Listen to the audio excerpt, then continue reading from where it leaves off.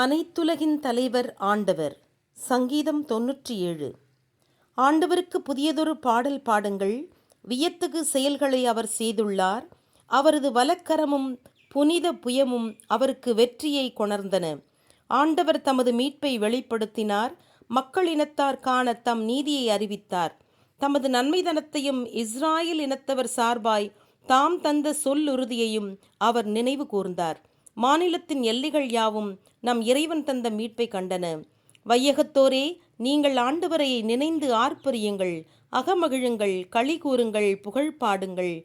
யாழ் இசைத்து ஆண்டவருக்கு புகழ் பாடுங்கள்.